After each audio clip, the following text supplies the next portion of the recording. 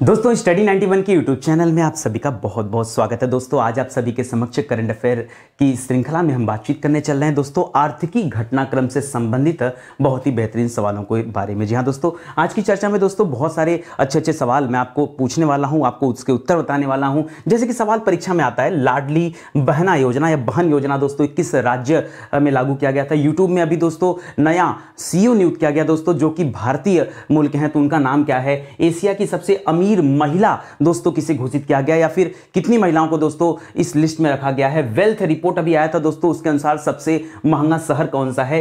किस योजना को दोस्तों स्कॉच अवार्ड से सम्मानित किया गया, योजना किस राज्य सरकार की है। वन विश्वविद्यालय दोस्तों जो स्थापित किया जा रहा है वो कहां पर किया जा रहा है। फाइनेंशियल एक्शन टास्क फोर्स का नया अध्यक्ष किसे बनाया गया है और इसने किस देश को अभी अपनी ग्रे लिस्ट से बाहर कर दिया है क्या। और इस साथ ही साथ एक सवाल और आया था कि इसने किस देश को निलंबित कर दिया है। इस तरह के अच्छे सवाल। या फिर राष्ट्रीय MSME पुरस्कार, जी हां दोस्तों सूक्ष्म लघु एवं मध्यम उद्यम मंत्रालय जो दोस्तों उससे संबंधित पुरस्कार है, यह पुरस्कार किसे दिया गया है। तो इस तरह के सवाल आपसे आपकी परीक्षा में पूछे जा सकते हैं। देखिए आप लोग पढ़े लिखे बच्चे हैं तो आपको पता होगा कि कौन कौन से प्रश्न परीक्षा में आ सकते हैं, ठीक है। और ये जो सीरीज बन रही करंट अफेयर की, ये दोस्तों हम परीक्षा पॉइंट ऑफ व्यू से सीरीज आपको दे रहे हैं ताकि जो निकट में आपकी परीक्षा दोस्तों उसकी तैयारी आप बेहतर ढंग से कर पाएं। और चलिए देखते हैं दोस्तों कौन कौन से सवाल हैं और कैसे इसके जवाब देने हैं, ठीक है। याद रखिएगा स्टडी 91 के प्लेटफॉर्म से फाउंडेशन बैच लॉन्च किया गया है। ये फाउंडेशन बैच आपके जीरो लेवल से लेकर एडवांस लेवल की तैयारी में मदद करेगा। ये हमारा हेल्पलाइन नंबर है, कॉल करके आप संपर्क कर सकते हैं, ठीक है। चलिए स्टार्ट करते हैं। पहला सवाल बहुत इत्मीनान से सोच समझ के आपको जवाब देना है। सवाल क्या लिख रहा है दोस्तों, लिख रहा है कि ऐसे बड़े बड़े सवाल दोस्तों परीक्षा में आते हैं और घबराइए मत, उन बड़े सवालों को देख के परेशान नहीं होना, हमें वहां से फैक्ट को निकालना, मैं निकालना सिखाऊंगा आपको, ठीक है। लिख रहा है आदिवासी बहुल क्षेत्रों में, जो आदिवासी बाहुल्य क्षेत्र है, आदिवासी बाहुल्य क्षेत्र कहां मिलेंगे, उड़ीसा में मिल सकते हैं, झारखंड मिल सकते हैं, छत्तीसगढ़ मिल सकते हैं, थोड़े बहुत मध्य प्रदेश में मिल सकते हैं। यही दोस्तों आदिवासी बाहुल्य क्षेत्र हैं, ठीक है। कह रहा उन क्षेत्रों में रेलवे के बुनियादी ढांचे और कनेक्टिविटी को बढ़ाने के लिए, ठीक है। अभी तक क्या होता था कि आदिवासी क्षेत्रों में शिक्षा को बढ़ावा दिया जाता था, ठीक है, किसी अन्य चीज को बढ़ावा दिया जाता था। कभी रेलवे की बात आपने सुना था आज तक? आज के पहले कभी ऐसा सुना था कि आदिवासी क्षेत्रों को रेलवे से जोड़ने की बात हो रही? अरे वहां पे तो बिजली नहीं है, चिकित्सा की सुविधा नहीं है, रोड नहीं है, इंफ्रास्ट्रक्चर नहीं है, बैंक नहीं है, कोई विद्यालय नहीं है। अभी तो ये सब भी वहां पर नहीं, और वहां को पहले जब तक वहां पर रेलवे नहीं पहुंचेगा तब तक ये सारी चीजें भी नहीं पहुंच पाएंगे, ठीक है। देखिए सिंपल सी बात बता दूं, किसी चीज का विस्तार करना है, अगर आपके गांव का विस्तार करना, अभी आपके गांव में एक रेलवे स्टेशन खुल जाए, देखिए हर चीज का विकास हो जाएगा कि नहीं विकास। तो समझिए मुद्दा क्या कर रहा है, इसीलिए लिख रहा है आदिवासी बहुल क्षेत्रों में रेलवे के बुनियादी ढांचे और कनेक्टिविटी को बढ़ाने के लिए। अब बढ़ाएगा कौन? रेल मंत्रालय। रेल मंत्रालय के मंत्री कौन? अश्विनी वैष्णव लिख रहा है भैया। उसके आगे लिख रहा है रेल मंत्री अश्विनी वैष्णव ने किस परियोजना को शुरू करने की दोस्तों घोषणा किया है। तो यहां पर आप समझ गए ना, आदिवासी बाहुल क्षेत्रों में रेल कनेक्टिविटी को बढ़ाने के लिए दोस्तों इसको स्टार्ट किया जा रहा है। तो आदिवासी को हम जनजाति बोल सकते हैं क्या? बोलिए, आदिवासी को हम जनजाति बोल सकते हैं। तो यहां याद रखेगा जनजाति गौरव कॉरिडोर। जी हां दोस्तों, इसका नाम क्या रखा गया है? जनजाति गौरव कॉरिडोर रखा गया। कोई दिक्कत आपको? कोई दिक्कत आपको? भाई आदिवासी को यहां जनजाति कर दिया गया, और जाहिर सी बात अगर कनेक्टिविटी बढ़ेगी तो उनका गौरव बढ़ेगा। तो जनजाति गौरव कॉरिडोर दोस्तों इसका नाम दिया गया है, अश्विनी वैष्णव जी के द्वारा इसकी घोषणा किया गया। अगला सवाल देखिए, 22 मार्च 2023 को किस भारतीय चाय को, ठीक है, ये कौन सी चाय दोस्तों? भारतीय चाय। जब भारतीय चाय की बात आ गई, या तो दार्जिलिंग का याद आ गया, या कांगड़ा चाय की याद आएगी, या तो ग्रीन टी की याद आ जाएगी, यही सब तो याद आएगा आपको, ठीक है। लिख रहा दोस्तों किस भारतीय चाय को यूरोपीय आयोग का संरक्षित भौगोलिक संकेतक प्राप्त हुआ है। अभी हमारे देश में जैसे जीआई टैग होता है ना, वैसे दूसरे देश का भी जीआई टैग होता है, ठीक है। तो दोस्तों यूरोपीय आयोग का भौगोलिक संकेतक प्राप्त हुआ है। हमें हमारे देश का तो प्राप्त था पहले से, ठीक है, लेकिन यूरोपीय आयोग का भी दोस्तों क्या हो गया यहां पर, यूरोपीय आयोग का भी दोस्तों यहां पर संरक्षित भौगोलिक संकेतक प्राप्त हुआ है। यह किसे प्राप्त हुआ दोस्तों? तो कांगड़ा चाय को मिला है। किसे मिला दोस्तों? याद रखेगा कांगड़ा भारतीय चाय है। लगता है इसकी पूछ ब्रिटेन में बहुत ज्यादा है कि नहीं। और ये कहां की है दोस्तों कांगड़ा चाय? तो याद रखेगा कांगड़ा पड़ता कहां पर है? कांगड़ा हिमाचल में भैया। अब जिसको पता होगा कांगड़ा हिमाचल में, वो कभी दार्जिलिंग उत्तर थोड़े करेगा, ठीक है। वैसे दार्जिलिंग किसी राज्य का नाम नहीं है, ठीक है। दार्जिलिंग पता है कहां पर? किसी से पूछ लिया जाए दार्जिलिंग है कहां पर, लोग समझते हैं असम वगैरह में होगा, सिक्किम में होगा। नहीं जी, दार्जिलिंग पश्चिम बंगाल में है। सही बता रहे, मजाक नहीं। दार्जिलिंग पश्चिम बंगाल में, इसको भी आप याद रखिएगा। चलिए और आगे बढ़ते हैं। अगला सवाल देखिए, लिख रहा है निवेश बैंकर, निवेश बैंकर सुधा शिव कुमार। निवेश बैंकर मतलब क्या होता है दोस्तों, हिंदी में पढ़ेंगे तो बड़ा डिफिकल्ट लगेगा भैया। इसको इन्वेस्टमेंट बैंकर बोलते हैं। क्या बोलते हैं दोस्तों, इसको बोलते हैं इन्वेस्टमेंट बैंकर। क्या कहते हैं दोस्तों, इन्वेस्टमेंट बैंकर कहते हैं। और लिख रहा है, अच्छा ये लोग करते क्या है, जैसे आपके पास खूब ज्यादा पैसा होगा तो आपका इन्वेस्ट करा देंगे बढ़िया जगह कि कैसे ज्यादा से ज्यादा रिटर्न आपको मिल पाए। तो इन्वेस्टमेंट बैंकर है, नाम है सुधा शिव कुमार। इनको हाल ही में किस संस्था का अभी क्या बनाया गया दोस्तों, अध्यक्ष नियुक्त किया गया। देखिए हम लोग पढ़ ही रहे हैं आर्थिकी, हम लोग इकोनॉमी से दोस्तों संबंधित सवाल या आर्थिकी से संबंधित सवाल देख रहे हैं दोस्तों, तो याद रखिएगा दोस्तों अर्थव्यवस्था यहां पर भी आ जाती है। ठीक है, तो ये सुधा शिव कुमार पहले समझिए महिला है। ठीक है, तो इनको दोस्तों फिक्की का नाम सुना आपने, फिक्की का नाम सुना होगा। ठीक है, फिक्की की जो महिला विंग है दोस्तों, जो महिला विंग है, ये उस महिला विंग की दोस्तों क्या बनी गई है, इस महिला विंग की क्या चुनी गई है, अध्यक्ष चुनी गई है। ठीक है, अच्छा एक सवाल और आपके दिमाग में आ रहा होगा, सर वर्तमान में फिक्की के अध्यक्ष कौन है। ठीक है, तो अध्यक्ष दोस्तों अभी चेंज हो गए हैं और मैं नया आंकड़ा आपको दे रहा हूं, याद रखिएगा। इनका नाम है शुभ्रकांत पांडा। क्या नाम दोस्तों, शुभ्रकांत पांडा। ये अभी नए अध्यक्ष चुने गए हैं। तो आप अपना जो दिमाग में जो भी उत्तर आपके पास हो उसको थोड़ा सा अपडेट कर लीजिएगा। ठीक है, ये आप ध्यान रखेंगे, मोस्ट इंपॉर्टेंट सवाल है यहाँ पे। ठीक है, आगे बढ़िए। लिख रहा 2021-22 के दौरान भारत ने अपने कुल कृषि निर्यात का, अपने कुल कृषि निर्यात का मतलब भारत एक्सपोर्ट तो बहुत कुछ करता है भाई, बहुत कुछ एक्सपोर्ट करता है। यहां तक कि जैसे हम पेट्रोल भी अगर किसी देश से खरीदते हैं ना, इंपोर्ट करते हैं ना, तो ये ऐसा नहीं कि हम एक्सपोर्ट नहीं करते, हम अपने जो पड़ोसी देश नेपाल हो गया, भूटान हो गया, बांग्लादेश हो गया, श्रीलंका हो गया, भाई इनको हम एक्सपोर्ट भी करते रहते हैं। ठीक है, तो लिख रहा है अपने यहां सब एक्सपोर्ट की बात नहीं कर रहा है, यहां केवल कृषि की बात कर रहा है। ठीक है, तो लिख रहा है कुल कृषि निर्यात का, जितना भी कृषि निर्यात होता है उसका सर्वाधिक 11.5% हिस्सा किस देश को निर्यात किया है, ये भारत ने निर्यात किया है। और विश्वास कीजिए ना, ये अच्छा सोचिए भारत एक्सपोर्ट कर रहा है, तो अगर ये सवाल परीक्षा में आएगा तो लोग सोचेंगे यार एक्सपोर्ट किसको कर सकता है, पड़ोसी देश को कर सकता है। और यही सोचकर मैंने सवाल यहां पे रख दिया। ठीक है, याद रखिएगा ऐसा नहीं दोस्तों, यहां पर सर्वाधिक एक्सपोर्ट जो किया गया है वो कृषि निर्यात का, याद रखेंगे किसको किया गया, अमेरिका को किया गया। कभी भी बच्चे का दिमाग ना इस बात पे जाएगा ही नहीं।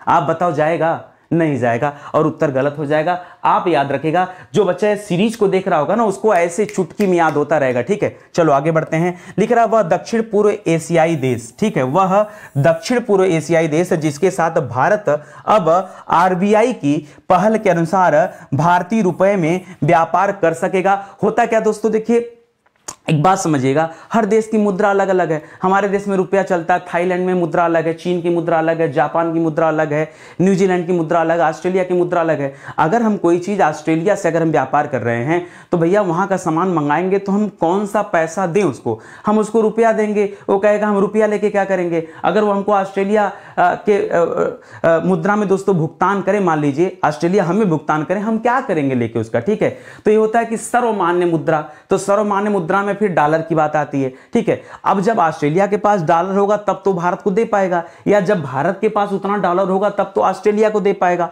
और नहीं होगा तब क्या करे, खरीदना बेचना बंद कर दे भारत। नहीं, तो याद रखेगा आरबीआई ने क्या किया यहां पर, तो हमारा देश अलग अलग देशों के साथ समय समय पर क्या करता रहता है दोस्तों, संधि करता रहता है, बैठकर बातचीत करता है कि काम करते हैं यार हम दोनों आपस में ट्रांजैक्शन दोस्तों थोड़ा सा सही करते हैं। और यहां पर दोस्तों व्यापार अब भारतीय रुपए में हो सकेगा जबकि विदेशी है। ठीक है, तो हम हमारे देश के पास में एक देश है मलेशिया। ठीक है, यहां की मुद्रा अलग है मलेशियाई। ठीक है, लेकिन दोस्तों अब हम मलेशिया देश के साथ भारतीय रुपए में भी व्यापार कर पाएंगे, ये दोस्तों सुनिश्चित हो गया है। तो बहुत बड़ी बात है, बहुत बड़ा अचीवमेंट है कि नहीं, ये बहुत बड़ा क्या है, अचीवमेंट है कि वहां जाकर हम अपनी मुद्रा में व्यापार कर पाएं, ये बहुत बड़ा अचीवमेंट है। और मलेशिया के साथ दोस्तों ये हुआ है। ठीक है, केंद्र सरकार ने मार्च 2023 में देश के स्टॉक एक्सचेंजों में किस एजेंसी को सूचीबद्ध करने की मंजूरी दिया दोस्तों, और ये मंजूरी किसने दिया दोस्तों, याद रखेंगे केंद्र सरकार ने दिया है। अच्छा एक चीज और याद रखेगा, सेबी का नाम आप सभी याद रखेगा। ठीक है, सेबी का फुल फॉर्म भी परीक्षा में पूछा जाता है, हालांकि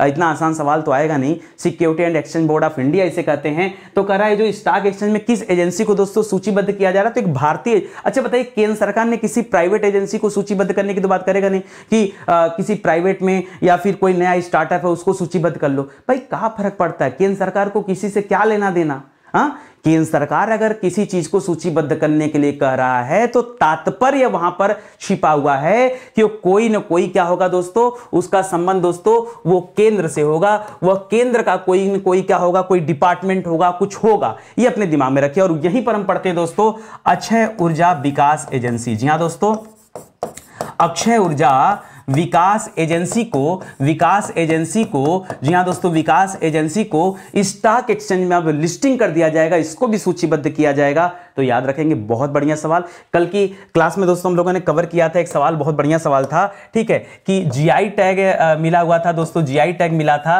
राजस्थान का था ये, ठीक है, बीकानेरी भुजिया। क्या था दोस्तों?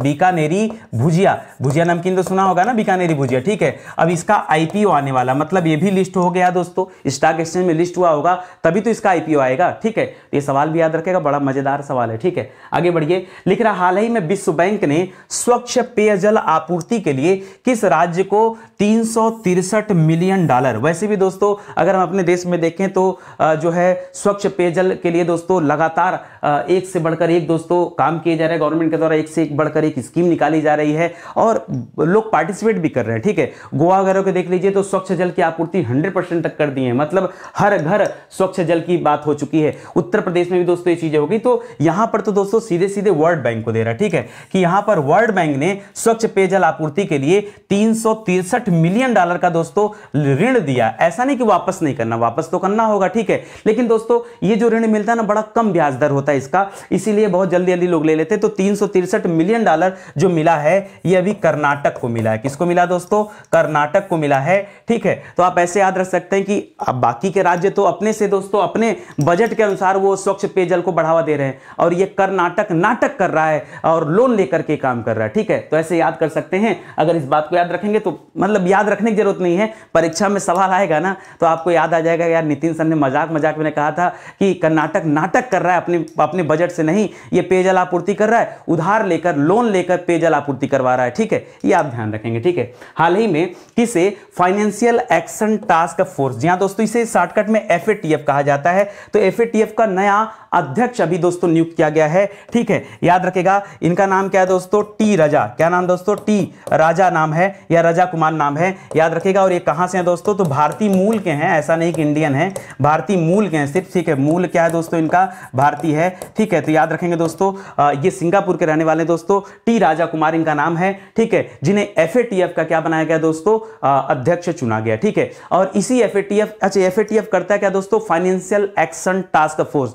जो देश दोस्तों गलत तरीके से पैसे का लेन देन करता है ये उनको सूचीबद्ध करता है, किसी को ब्लैक लिस्ट कर देता है, किसी को ग्रे लिस्ट में डालता है। तो ग्रे लिस्ट मतलब थोड़ा काला है, ठीक है, थोड़ा काला मतलब छोटा वाला चोर, ठीक है, और ब्लैक लिस्ट में डाल दिया तो बड़ा वाला चोर हो गया, ठीक है। तो अभी ग्रे लिस्ट से बाहर किया पाकिस्तान को, भी सवाल अभी आगे आएगा तो चलिए देखेंगे उसके भी, ठीक है। लिख रहा 13 से 17 मार्च 2023 के बीच कहां पर 21वां अखिल भारतीय अंतर कृषि विश्वविद्यालय युवा महोत्सव। दोस्तों अच्छा मैं बताऊं, दो शब्द होता है, एक होता है जैसे हमने कहा अंतरराज्यीय, ठीक है, अंतरदेशीय, और एक होता है अंतरराष्ट्रीय, ठीक है। अब दोनों में बड़ा अंतर होता है, ठीक है।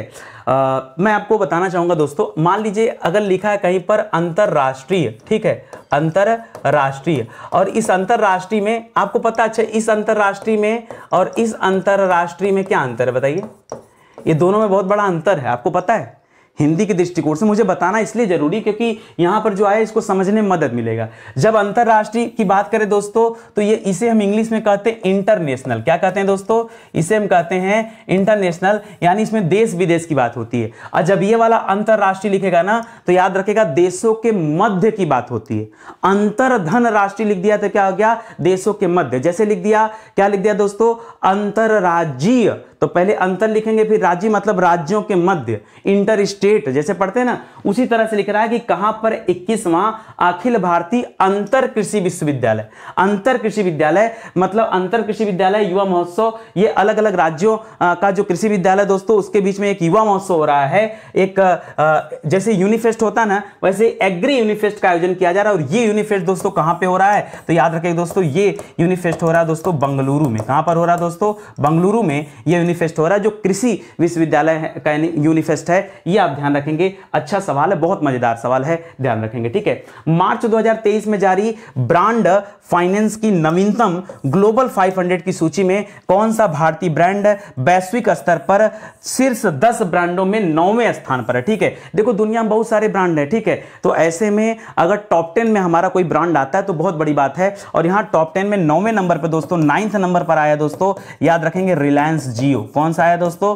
रिलायंस जियो। और एक बात और याद रखेगा, रिलायंस जियो का दोस्तों अभी जो नया आप कह सकते हैं हेड चुना गया है, ठीक है, वो आकाश अंबानी को चुना गया है, याद रखेंगे, ठीक है। आकाश अंबानी को ये पूरी की पूरी कंपनी क्या कर दी गई है, दे दी गई है कि वो चलाएं अपने हिसाब से, ठीक है। तो 9वें नंबर का दोस्तों ब्रांड है, ये आप याद रखेंगे। बढ़िया सवाल ये भी है, ठीक है। आगे बढ़िए। लिख रहा है कि फरवरी 2023 में भारत की किस तेल कंपनी ने केंद्रीय प्रत्यक्ष कर बोर्ड, केंद्रीय प्रत्यक्ष कर बोर्ड को क्या बोलते हैं दोस्तों? सीबीडीटी बोलते हैं, central board of direct taxes. जी हां दोस्तों, और अभी वर्तमान में दोस्तों इसके अध्यक्ष कौन है? तो याद रखेगा नितिन कुमार नाम है, ठीक है। जी हां दोस्तों, नितिन कुमार नाम है, याद रखेगा। और सीबीडीटी के क्या है? हेड है, ठीक है। मैं नहीं हूं, ठीक है, के अग्रिम मूल्य निर्धारण समझौते पर दोस्तों हस्ताक्षर किया। ध्यान समझिए क्या बोल रहा है कि भारत की एक तेल कंपनी है, वो सीबीडीटी के साथ क्या कर रहा है दोस्तों? अग्रिम मूल्य निर्धारण, ठीक है। अग्रिम मतलब पहले, मूल्य निर्धारण समझौते पर दोस्तों हस्ताक्षर किया है। और ये कौन सी कंपनी है? ठीक है, तेल कंपनी है, तो याद रखेगा इसका नाम है गेल। क्या नाम है दोस्तों? लिखा जरूर तेल कंपनी है, लेकिन उत्तर क्या है दोस्तों? आपका उत्तर है गेल। अब जब गेल पढ़ते हैं ना, तो पढ़ते हैं गेल को कहा जाता है gas authority of India limited. क्या कहते हैं दोस्तों? गैस अथॉरिटी ऑफ इंडिया, अरे इंग्लिश में लिख दिया होता भाई, इंडिया लिमिटेड, ठीक है, ये कहा जाता दोस्तों। तो गेल के साथ ये समझौता हुआ है। अंतरराष्ट्रीय मुद्रा कोष दोस्तों, अंतरराष्ट्रीय मुद्रा कोष को कहते क्या है? तो याद रखिएगा, इसे कहते हैं हम IMF। क्या कहते हैं? इंटरनेशनल मॉनेटरी फंड कहा जाता है। IMF द्वारा जनवरी 2023 को जारी विश्व आर्थिक दृष्टिकोण अद्यतन रिपोर्ट के अनुसार, अद्यतन मतलब जो अभी एकदम लेटेस्ट रिपोर्ट है, उसके अनुसार वर्ष 2023 में भारत की आर्थिक विकास दर कितना रहेगा? जो अनुमान किसने किया दोस्तों? तो IMF ने अनुमान किया है, ठीक है। तो IMF ने अनुमान किया कि भारत का विकास दर जो होगा दोस्तों, वो 6.1% रहेगा। ऐसा अनुमान किसका है? ये IMF का है। जो हमारे देश का आर्थिकी सर्वेक्षण होता है ना, अगर हम अपने देश की बात कर लें और आर्थिकी सर्वेक्षण की बात कर लें, ठीक है, तो आर्थिकी जो सर्वेक्षण हुआ है दोस्तों, उसमें दोस्तों कहा गया भारत जो है 6 से लेके लगभग 6.1 से लेके 6.8 के आसपास दोस्तों ये ग्रोथ रेट रहेगा। वहीं IMF का कहना है कि 6.1 रहेगा, ठीक है। चलिए कोई बात नहीं। लिख रहा आर्थिक समीक्षा 2022-23 के अनुसार वर्ष 2023-24 में भारत की जीडीपी विकास दर दोस्तों एक कितने प्रतिशत रहने का अनुमान? ये आर्थिक सर्वेक्षण भी मैंने बोला दोस्तों। तो यहां पर दोस्तों जो अनुमान रखा गया है वो याद रखेगा 6.0 है या 6.1, एक बार आप चेक कर लीजिएगा, ठीक है। हाँ, ये कितना है? यहां से यहां तक का एक रेंज है। 6.8 तो कंफर्म है, इसको देख लीजिएगा, यही आर्थिक सर्वेक्षण है। वहीं IMF का क्या कहना है दोस्तों? तो IMF का सीधे कहना है 6.1। IMF का कितना कहना है? 6.1। और इस तरह के सवाल परीक्षा में आते हैं, ठीक है, इसको याद रखेंगे। लिख रहा है केंद्रीय बजट 2023-24 में राजकोषीय घाटा सकल घरेलू उत्पाद का, जो राजकोषीय घाटा था वो सकल घरेलू उत्पाद का कितना प्रतिशत अनुमानित है? तो याद रखेगा दोस्तों, ये अनुमानित है 5.9%। ये मोस्ट इंपॉर्टेंट सवाल है, इसे आप याद रखेंगे, ठीक है। देखिए पूरा इकोनॉमी दोस्तों मैंने पढ़ाया आपको, आप जानना चाहते हैं राजकीय घाटा क्या होता है, बजटी घाटा क्या होता है, ठीक है। इन सारी चीजों के बारे में अगर आप जानना चाहते हैं, या कोई भी पॉइंट, राष्ट्रीय आय क्या होता है, जीडीपी क्या होता है, ठीक है, जीडीपी फैक्टर कास्ट क्या होता है, जीडीपी मार्केट प्राइस क्या होता है, आप एक बार यूट्यूब पे सर्च करो ना, या हमारे इकोनॉमिक्स का प्लेलिस्ट जो है वहां जाके देखो, डिटेल में दोस्तों मैंने आपको इकोनॉमिक्स पढ़ाया है, आप इत्मीनान से अपनी तैयारी कर सकते हैं वहां से, ठीक है। लिख रहा बजट 2023-24 में व्यक्तिगत आयकर में छूट की सीमा जो थी दोस्तों, उसको 5 लाख से बढ़ाकर कितना कर दिया गया है? तो अब दोस्तों 7 लाख रुपए तक दोस्तों अगर आप इनकम करते हैं तो आप छूट के दायरे में हैं। ये दोस्तों सीमा बढ़ा दी गई, तो पहले 5 लाख था, जो अब बढ़कर कितना हो गया? 7 लाख हो गया, ठीक है। लिख रहा वित्तीय अपराध पर निगरानी रखने वाली संस्था FATF। अभी आपने पढ़ा दोस्तों FATF का अध्यक्ष किसे बनाया गया? तो आपने पढ़ा T राजा कुमार को बनाया गया। किसे बनाया गया दोस्तों? टी राजा टी राजा को बनाया गया, जो कहां के रहने वाले दोस्तों, जो सिंगापुर के हैं, ठीक है, भारतीय मूल के हैं, याद रखेंगे, ठीक है। और लिख रहा है मार्च 2023 में किस देश की सदस्यता इसने निलंबित कर दिया है, तो याद रखेगा रूस की सदस्यता दोस्तों इसने निलंबित किया। क्यों? क्योंकि वित्तीय अपराध पर निगरानी रखता था, उसमें कुछ लूफाल्स मिला होगा, इसलिए इसने क्या कर दिया, रूस की सदस्यता को ही क्या कर दिया, निलंबित कर दिया। इतना बड़ा देश रूस और उसकी सदस्यता निलंबित हो जा रही, बड़ी बात है, ठीक है। और ग्रे लिस्ट से किसे बाहर किया दोस्तों, आगे आएगा सवाल तो क्या बताएंगे, इसने ग्रे लिस्ट से किसे बाहर किया है दोस्तों, बाहर किया है, तब आप जवाब दीजिएगा दोस्तों, पाकिस्तान को इसने ग्रे लिस्ट से क्या कर दिया, बाहर कर दिया, ठीक है। अगला सवाल देखिए,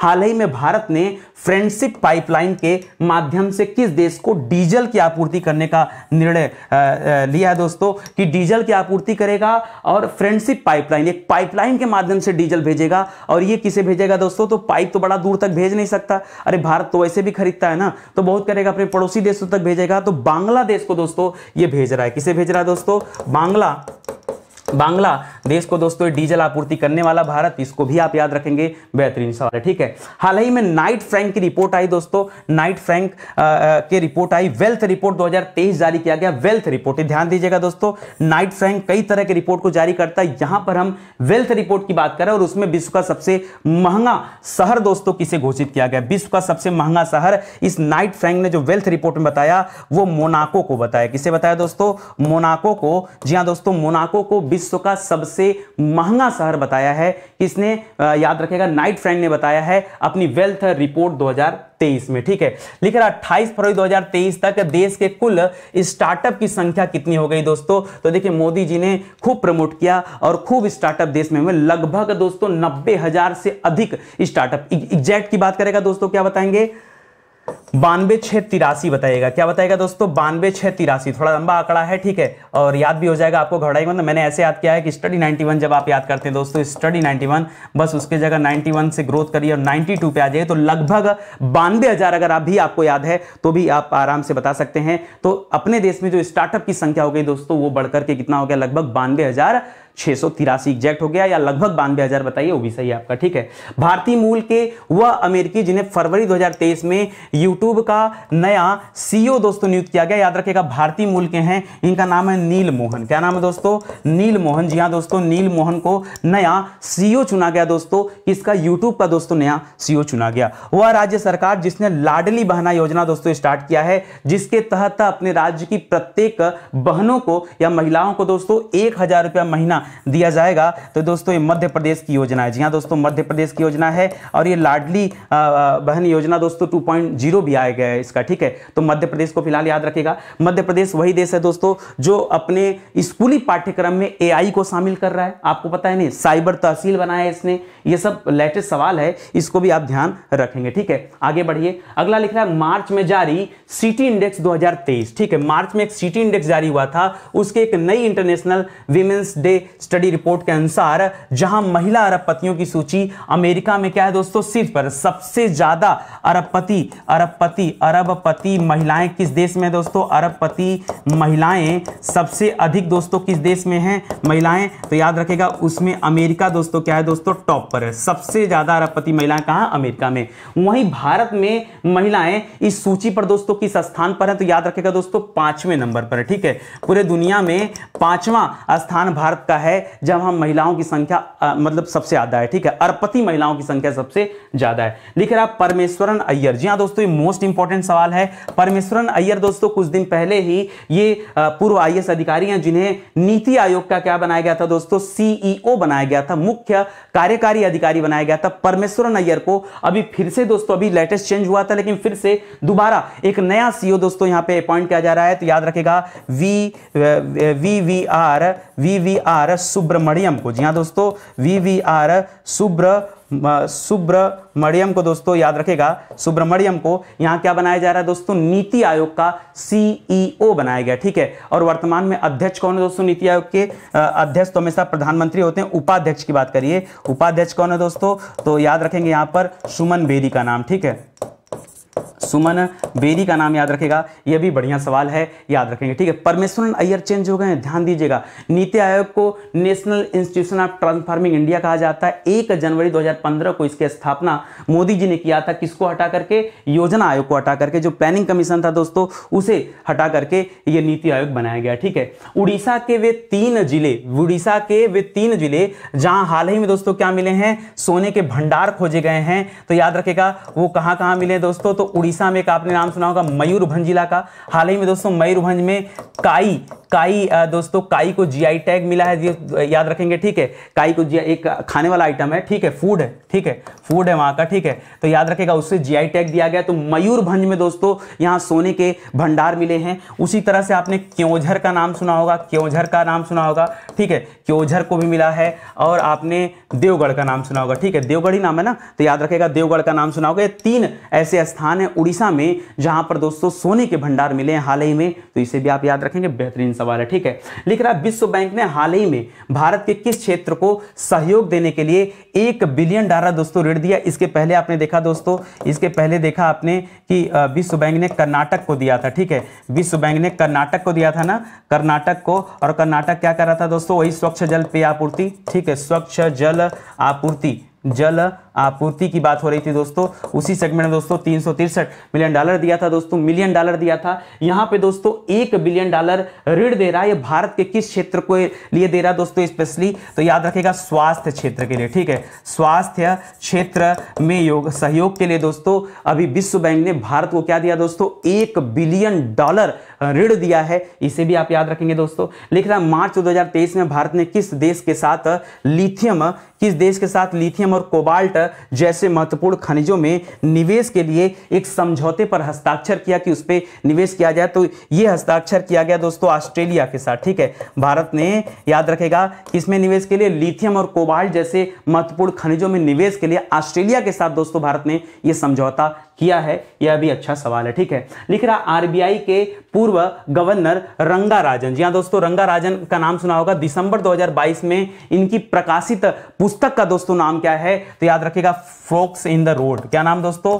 फोक्स इन द रोड। जी हां दोस्तों, यह इनकी पुस्तक का नाम है। ठीक है, और इस पुस्तक में दोस्तों उन्होंने क्या बताया दोस्तों कि जब उन्होंने आरबीआई में एज अ गवर्नर काम किया तब से लेकर के और उसके बियॉन्ड तक की दोस्तों बातें बताई गई हैं। यह भी याद रखेंगे। ठीक है, आगे लिख रहा है हाल ही में किस राज्य केंद्र शासित प्रदेश ने अपने पर्यटन क्षेत्र को उद्योग का दर्जा दे दिया? जहां दोस्तों अपने पर्यटन क्षेत्र को क्या दे दिया? उद्योग का दर्जा दे दिया। हालांकि पर्यटन का बढ़ावा हमेशा लोग देते रहे, लेकिन उद्योग का दर्जा ये किसने दिया दोस्तों? तो ये असम में ने दिया। ठीक है, असम ने दिया है। असम से एक सवाल और याद रखें दोस्तों, यहां अभी वसुंधरा योजना स्टार्ट की गई थी। ठीक है, कौन सी योजना? वसुंधरा योजना। परीक्षा में अगर पूछे तो क्या बताएंगे? वसुंधरा योजना 2.0 ये कहां पे लॉन्च किया गया था? तो असम में किया गया था। ये सवाल भी याद रखेंगे। लिख रहा है राजस्थान की वह योजना जिसे हाल ही में स्कॉच अवार्ड से सम्मानित किया गया। राजस्थान की योजना है और राजस्थान की फेमस योजना दोस्तों इंदिरा गांधी मातृत्व योजना। कौन सी है? इंदिरा गांधी मातृत्व योजना। इसे अभी क्या दिया गया दोस्तों? स्कॉच अवार्ड दिया गया है, याद रखेंगे। ठीक है, स्कॉच अवार्ड दिया गया। स्कॉच अवार्ड दोस्तों सबसे बेहतरीन प्रदर्शन के लिए राज्यों को दिया जाता है, तो याद रखेंगे। ठीक है, आगे बढ़िए। लिख रहा है इकोनॉमिक इंटेलिजेंस यूनिट द्वारा, ठीक है, दिसंबर 2022 में जारी world wide cost of living index में किस शहर को दुनिया का सबसे महंगा शहर घोषित किया गया? दोस्तों मैं आपको बता दूं, पीछे हमने पढ़ा था नाइट फ्रैंक ने क्या निकाला था दोस्तों? एक वेल्थ रिपोर्ट निकाला था। क्या निकाला था? Wealth report 2023। और उसमें नाइट फ्रैंक ने बताया था कि मोनाको शहर जो है दोस्तों, मोनाको शहर ये क्या है दोस्तों? सबसे महंगा शहर है। ये हमने पीछे पढ़ा। ठीक है, सबसे महंगा शहर है, ये हमने कहां पढ़ा दोस्तों? पीछे पढ़ा। अभी आपसे क्या पूछ रहा है दोस्तों? इकोनॉमिक इंटेलिजेंस यूनिट यानी EIU के द्वारा दोस्तों ये आंकड़ा जारी किया गया और world wide cost of living index जारी किया गया और उसमें दुनिया का सबसे महंगा शहर किसे बनाया गया? तो यहां पर दोस्तों सबसे महंगा शहर न्यूयॉर्क को बताया गया। किसे बताया गया? न्यूयॉर्क को। अब बात आती है कि परीक्षा में कैसे पूछेगा। परीक्षा में या तो पूछेगा वेल्थ रिपोर्ट के अनुसार, तब मोनाको बताइएगा, और अगर EIU के अनुसार पूछेगा तब क्या बताएंगे? न्यूयॉर्क बताएगा। ये सब चीजें तो ध्यान देना ही पड़ेगा, कुछ कर नहीं सकते। समझना पड़ेगा अच्छे से, ठीक है, ध्यान रखेंगे। लिख रहा है नवंबर 2022 में प्रदत्त व्यापार उत्कृष्टता पुरस्कार 2022 में किस प्लेटफॉर्म ने सर्वश्रेष्ठ प्रौद्योगिकी पहल का पुरस्कार जीता है? सर्वश्रेष्ठ प्रौद्योगिकी पहल का पुरस्कार व्यापार उत्कृष्टता पुरस्कार के नाम से दोस्तों किसने जीता है? तो एक छोटा सा दोस्तों स्टार्टअप था जिसका नाम है मंथन। क्या नाम है दोस्तों? मंथन ने दोस्तों ये जीता है। याद रखेंगे, बहुत बेहतरीन सवाल है, निश्चित रूप से सवाल परीक्षा में आने योग्य है, आ सकता है, ठीक है, तो इसको ध्यान रखेंगे, अच्छा सवाल है। चलिए आगे बढ़ते हैं, आगे देखते हैं। लिख रहा सितंबर 2022 में सार्वजनिक क्षेत्र की किस कंपनी को महारत्न कंपनी का दर्जा केंद्र सरकार द्वारा दिया गया? ये अभी तक दोस्तों सार्वजनिक क्षेत्र की कंपनी थी, अब इसे दोस्तों महारत्न कंपनी बना दिया गया है। इसका नाम क्या दोस्तों? तो कहते हैं ग्रामीण विद्युतीकरण निगम, ठीक है, ग्रामीण विद्युतीकरण निगम के नाम से दोस्तों इसे जानते हैं। ऐसे दोस्तों इसे बोला जाता है रूरल इलेक्ट्रिफिकेशन कॉर्पोरेशन, ठीक है, तो याद रखिएगा REC के नाम से जाना जाता है। अब ये एक महारत्न कंपनी बन रही है, तो इसको भी आप याद रखेंगे, ठीक है। लिख रहा है कि फोर्ब्स पत्रिका द्वारा हाल ही में जारी वर्ल्ड एम्प्लॉयर रैंकिंग 2022, ठीक है, के अनुसार कौन सी निजी क्षेत्र की कंपनी भारत की सर्वश्रेष्ठ नियोक्ता कंपनी बन गई है? मतलब सबसे ज्यादा लोगों को रोजगार देने वाली कंपनी, तभी तो यहां कहा गया नियोक्ता कंपनी, ठीक है। तो याद रखेगा ये नियोक्ता कंपनी बनी कौन है? तो याद रखेगा रिलायंस इंडस्ट्री। कौन बनी दोस्तों? रिलायंस इंडस्ट्री जो है, रिलायंस इंडस्ट्री जो है दोस्तों, ये क्या है दोस्तों? याद रखेंगे, ये सबसे बड़ी नियोक्ता कंपनी बन गई, जो निजी क्षेत्र की कंपनी है, इसे आप याद रखेंगे, ठीक है। आगे बढ़िए। लिख रहा भारत का वह पड़ोसी देश जिसे 11 नवंबर 2022 को अंतरराष्ट्रीय मुद्रा कोष द्वारा यानी कि IMF के द्वारा आर्थिक संकट से निपटने के लिए ये भारत का पड़ोसी देश है, ठीक है। $4.5 बिलियन का ऋण देने की घोषणा किया गया, तो ये दिया गया दोस्तों बांग्लादेश को, ठीक है, बांग्लादेश को दिया गया, ठीक है। पाकिस्तान को तो वैसे भी कोई ऋण देने लायक नहीं है, ठीक है, उसकी स्थिति वैसे भी इतनी ज्यादा खराब चल रही, तो बांग्लादेश करिएगा। वैश्विक उत्पादन में 41% योगदान के साथ हाल ही में कौन सा देश दुनिया का सबसे बड़ा बाजरा उत्पादक देश बन गया? वैसे भी दोस्तों भारत चाह रहा है कि वर्ष 2023 को, ठीक है, वर्ष 2023 को अंतरराष्ट्रीय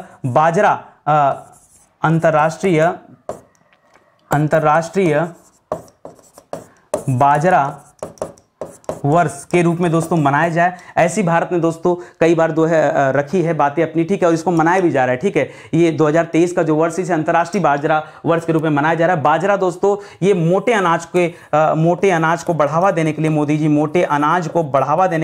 मोदी जी ने ये काम स्टार्ट किया है। तो 41% योगदान के साथ दोस्तों यहाँ भारत का ही नाम है, ठीक है, जो अभी टॉप पे चल रहा है, ठीक है। और भारत जो है दोस्तों दुनिया को बढ़ावा भी दे रहा है कि लोग मोटे अनाज की तरफ झुकाव करें, ताकि दोस्तों हेल्दी हो और स्वास्थ्य उनका मजबूत रहे, ठीक है। नवंबर 2022 में विश्व इस्पात संघ जो था दोस्तों, विश्व इस्पात संघ द्वारा जारी रिपोर्ट के अनुसार जापान को पछाड़ते हुए कौन सा देश विश्व का दूसरा सबसे बड़ा अधिक इस्पात उत्पादक देश बना? तो दोस्तों नंबर 1 पर देखिए, यहां पर चीन था इस्पात में, नंबर 2 पर जापान था, भारत तीसरे पर था, लेकिन अब जापान पीछे हो गया दोस्तों, और भारत का स्थान क्या हो गया दोस्तों? नंबर 2 पर हो गया है, यानी जापान क्या हो गया दोस्तों? अब जापान खिसक के तीसरे पे चला गया है। तो आर्थिकी में सवाल निश्चित रूप से परीक्षा में पूछा जा सकता है। क्यों? क्योंकि जब एक देश पछाड़ करके किसी दूसरे को आगे बढ़ता हो, भी खासकर अगर भारत बढ़ रहा है, तो ऐसे में सवाल आ सकता है, ठीक है। लिख रहा है पूर्वी भारत में खाद्य सुरक्षा एटलस जारी करने वाला बिहार और उड़ीसा के बाद तीसरा राज्य कौन बना दोस्तों? तो पहला बिहार था, दूसरा उड़ीसा था, और तीसरा बन गया दोस्तों झारखंड। बिहार से अलग हुआ था झारखंड, ये पूर्वी राज्य है दोस्तों, याद रखेंगे, जो खाद्य सुरक्षा एटलस को लागू किया अपने राज्य में, ठीक है। खाद्य सुरक्षा एटलस को लागू करने वाले राज्य हो गए, कुल 3 राज्य हैं, पहला बिहार है, दूसरा उड़ीसा है, तीसरा आपका झारखंड है, जो कि बिहार से कटकर ही अलग हुआ है, ठीक है। लिख रहा सितंबर 2022 में जारी कांतार ब्राउनजेड रिपोर्ट 2022 में किसे भारत का सबसे मूल्यवान ब्रांड घोषित किया गया दोस्तों? ये कांतार में दोस्तों सबसे मूल्यवान ब्रांड किसे घोषित किया गया? तो आईटी कंपनी है दोस्तों, आईटी कंपनी है, नाम सुना होगा आपने, टाटा कंसल्टेंसी सर्विस, TCS का नाम सुना होगा, बहुत सारे एग्जाम कराती दोस्तों TCS, टाटा कंसल्टेंसी सर्विस कहा जाता है, टाटा कंसल्टेंसी सर्विस दोस्तों इसे कहा जाता है, ठीक है। तो याद रखेंगे दोस्तों, इसका नाम आता है दोस्तों, ये सबसे मूल्यवान ब्रांड है दोस्तों, घोषित किया गया, ठीक है। आगे देखिए, हाल ही में भारत का पहला वन विश्वविद्यालय, जी हाँ दोस्तों, वन विश्वविद्यालय। देखिए इसी तरह से पूछ सकता है सहकारिता विश्वविद्यालय, क्या पूछ सकता है, सहकारिता विश्वविद्यालय। तो क्या बताएंगे दोस्तों, ये सहकारिता विश्वविद्यालय कहां बन रहा है, बताइएगा। अगर पूछता है तो दिल्ली में बताइएगा, ठीक है। इसी तरह से शिक्षक विश्वविद्यालय कहां पर बन रहा है, टीचर्स विश्वविद्यालय, ठीक है। तो शिक्षक विश्वविद्यालय दोस्तों कहां बन रहा है, यह भी दोस्तों दिल्ली में बन रहा है, ठीक है, दिल्ली में बन रहा है। अभी दोस्तों आपसे पूछ रहा है वन विश्वविद्यालय, पहला वन विश्वविद्यालय है, और ये कहां पर बन रहा है दोस्तों, ये तेलंगाना में बन रहा है। कहां पे बन रहा है दोस्तों, तेलंगाना में वन विश्वविद्यालय बनाया जा रहा है, इसका निर्णय लिया गया है। यह भी आपके लिए बेहतरीन सवाल है, ठीक है। लिख रहा अगस्त 2022 में जारी रिपोर्ट के अनुसार वित्तीय वर्ष 21-22 में भारत को किस देश से सर्वाधिक प्रत्यक्ष विदेशी निवेश प्राप्त हुआ है, सर्वाधिक एफडीआई, जी हां दोस्तों, सर्वाधिक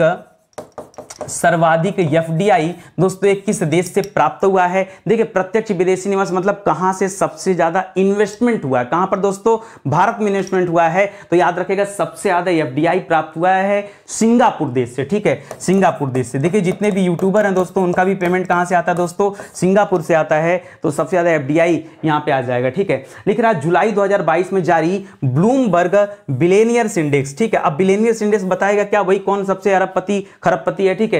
तो एशिया की सबसे अमीर महिला दोस्तों किसे घोषित किया गया, कहां की दोस्तों, एशिया की, पूरे दुनिया का नहीं पूछ रहा है, एशिया की सबसे अमीर महिला दोस्तों किसे घोषित किया गया है, तो इनका नाम है सावित्री जिंदल। क्या नाम है दोस्तों, नया नाम पढ़ने को मिल रहा होगा आपको, याद रखेंगे, सावित्री जिंदल नाम है, जो कि एशिया की सबसे अमीर महिला हो गई हैं। ये अभी ब्लूमबर्ग रिपोर्ट जो आया था 2022 में, उसके अनुसार दोस्तों ये चीजें दी जा रही हैं। लिख रहा है 4 जुलाई 2022 को जारी स्टार्टअप रैंकिंग, अभी पीछे पड़ा दोस्तों, भारत में स्टार्टअप की संख्या कितनी हो गई है, तो 92,683 हो गई है, ठीक है। अब लिख रहा दोस्तों स्टार्टअप रैंकिंग 2021 के तीसरे संस्करण में सर्वश्रेष्ठ प्रदर्शन करने वाला राज्य कौन सा है। देखिए स्टार्टअप में तो कर्नाटक राज्य टॉप पे, कर्नाटक टॉप पे चल रहा है, लेकिन कर्नाटक के साथ साथ दोस्तों गुजरात भी यहां नंबर 1 पर है। तो गुजरात और कर्नाटक है, दोनों को एक साथ रखे दोस्तों। ये तीसरे संस्करण में कौन सा राज्य दोस्तों सर्वश्रेष्ठ प्रदर्शन करने वाला राज्य है, तो कर्नाटक के साथ साथ गुजरात को भी आपको बताना है, याद रखेंगे, ठीक है। आगे बढ़िए, लिख रहा ब्रिटेन के प्रमुख आर्थिक अनुसंधान संस्थान जिसका नाम है centre for economics and business research, इसे कहते हैं दोस्तों CEBR, ठीक है, कि पिछले दिनों प्रस्तुत वार्षिक रिपोर्ट के अनुसार किस देश को पीछे छोड़कर भारत दुनिया की 5वीं बड़ी अर्थव्यवस्था वाला देश बन गया दोस्तों। तो भारत ने ब्रिटेन को ही पीछे करके, भारत ने ब्रिटेन को दोस्तों पीछे करके दुनिया का 5वीं सबसे बड़ी अर्थव्यवस्था वाला दोस्तों देश बन चुका है। भारत सबसे बड़ी इकोनॉमी दोस्तों दुनिया में किसकी है, भारत की 5वें नंबर पर, ठीक है।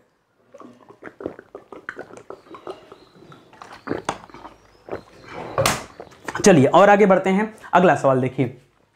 लिख रहा हाल ही में भारत सरकार ने किस योजना में ट्रांसजेंडरों को, जी हां दोस्तों, जो ट्रांसजेंडर होते हैं, ठीक है, आप तो जान ही रहे होंगे इनके बारे में, ट्रांसजेंडरों को शामिल करने की घोषणा की। देखिए कुछ दिन पहले ट्रांसजेंडरों के लिए स्माइल योजना भी आया था दोस्तों, लेकिन अभी जो सवाल आपसे पूछ रहा है कि किस भारत सरकार किस योजना में दोस्तों ट्रांसजेंडरों को शामिल कर रहा है, तो जो आयुष्मान भारत योजना चल रहा था दोस्तों, आयुष्मान भारत योजना स्वास्थ्य से संबंधित है ना, उस आयुष्मान भारत योजना में अब इस ट्रांसजेंडरों को भी दोस्तों शामिल किया जाएगा, याद रखेंगे, ठीक है। आयुष्मान भारत योजना जो जन आरोग्य योजना था उसी का नाम चेंज कर किया गया था, ठीक है। अब इसमें ट्रांसजेंडरों को भी शामिल किया जाएगा। वर्ष 2021-22 में कौन सा देश भारत का सबसे बड़ा व्यापारिक भागीदार देश बना, तो दोस्तों यहां पर दोस्तों सबसे बड़ा व्यापारिक भागीदार देश भारत का कौन हो चुका दोस्तों, वर्तमान में अमेरिका आ चुका है। यह सवाल बहुत बहुत बेहतरीन सवाल है, बहुत अच्छा सवाल है, परीक्षा में आने योग्य भी है, तो इसको भी ध्यान रखेंगे, ठीक है। लिख रहा केंद्र सरकार ने जून 2022 में किसे महात्मा गांधी राष्ट्रीय ग्रामीण रोजगार गारंटी योजना, जिसे हम मनरेगा के नाम से जानते हैं, मनरेगा का लोकपाल दोस्तों किसे नियुक्त किया गया था, तो याद रखेगा NJ ओझा को। किसे बनाया गया था दोस्तों, NJ ओझा को क्या बनाया गया दोस्तों, मनरेगा का लोकपाल बनाया गया, ताकि मनरेगा में अगर कुछ गलतियां होती हैं तो उनकी पता चल पाए, या लोगों को दोस्तों शिकायत के दौरान बेहतरीन सुविधाएं मिल पाए, इसलिए दोस्तों लोकपाल नियुक्त किए जाते हैं, ठीक है। लिख रहा वह राज्य जिसे सूक्ष्म लघु और मध्यम उद्यम मंत्रालय, यहां दोस्तों इस मंत्रालय के मंत्री कौन है पता है आपको, याद रखेगा नारायण तूती दाणे जी हैं। कौन है दोस्तों, नारायण तूती राणे जी दोस्तों इस मंत्रालय के मंत्री हैं एमएसएमई के, ठीक है। तो सूक्ष्म लघु और उद्यम मंत्रालय विभाग द्वारा हाल ही में एमएसएमई क्षेत्र के संवर्धन और विकास में उत्कृष्ट योगदान के लिए राष्ट्रीय एमएसएमई पुरस्कार 2022 श्रेणी में प्रथम पुरस्कार दोस्तों किसे दिया गया है या किसने प्राप्त किया है, किस राज्य ने प्राप्त किया है? तो याद रखिएगा दोस्तों, यहां उड़ीसा राज्य को यह एमएसएमई पुरस्कार दिया गया है। बताइए सवाल इंपॉर्टेंट है कि नहीं? बहुत इंपॉर्टेंट सवाल है, स्टार लगाइए इस सवाल पे, ठीक है। एमएसएमई पुरस्कार ये किस राज्य ने जीता दोस्तों? तो क्या बताएंगे? उड़ीसा राज्य ने जीता है, ठीक है। लिख रहा जून 2022 में किस सार्वजनिक उपक्रम, ये सार्वजनिक उपक्रम को देखिए गवर्नमेंट अंडरटेकिंग कहते हैं, ठीक है, याद रखेंगे। लिख रहा है किस सार्वजनिक उपक्रम में जैव विविधता नीति 2022 जारी किया दोस्तों? तो यह एनटीपीसी के द्वारा जारी किया गया, ठीक है। एनटीपीसी के द्वारा, नेशनल थर्मल पावर कॉर्पोरेशन के द्वारा। जी हाँ दोस्तों, क्या बोलते हैं इसे हम? National thermal power corporation. जी हाँ दोस्तों, पावर कॉर्पोरेशन के द्वारा दोस्तों यह जैव विविधता नीति 2022 जारी किया गया। यह सार्वजनिक उपक्रम है जिसके द्वारा यह जारी किया जा रहा है, ठीक है। आगे बढ़िए। लिख रहा है विश्व बैंक द्वारा मई 2022 में जारी रिपोर्ट के अनुसार कौन सा देश विदेशी धन प्रेषण के मामले में दोस्तों शीर्ष स्थान पर है? विदेशी धन प्रेषण मतलब होता है आवागमन, एक देश से दूसरे देश में ट्रांसफर, आना जाना। तो दोस्तों इसमें भी भारत का स्थान दोस्तों टॉप पर है। क्यों दोस्तों? भारत के लोग दोस्तों बहुत सारे देशों में अपनी सेवाएं देते हैं, काम करते हैं रोजगार के लिए, तो वहां से पैसे भेजते रहते हैं, तो दोस्तों इसलिए धन प्रेषण बढ़ जाता है, ठीक है। और अगर सर्वाधिक एफडीआई पूछेगा, ठीक है, एफडीआई वाला पूछेगा तब क्या बताएंगे दोस्तों? तब आप सिंगापुर बताएगा, ठीक है। एफडीआई पूछेगा तो सिंगापुर बताएगा, और ऐसे धन प्रेषण पूछेगा तो भारत बताएगा।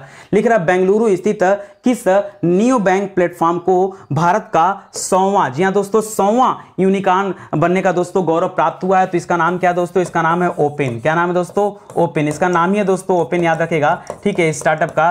तो ये आप याद रखेंगे, नियो बैंक प्लेटफॉर्म पर 100वां यूनिकॉर्न ये बना है, याद रखेंगे, ठीक है। बेंगलुरु स्थित यह नियो बैंक है, ठीक है। लिख रहा है आरबीआई गवर्नर शक्तिकांत दास ने हाल ही में किस स्याही के निर्माण इकाई का उद्घाटन किया दोस्तों? तो याद रखेगा दोस्तों, यहां पर स्याही का नाम अगर हम बताएं दोस्तों, स्याही एक स्पेशल स्याही होती है जो नोट पे प्रिंट की जाती है, उसका नाम है वर्डिका। क्या नाम दोस्तों?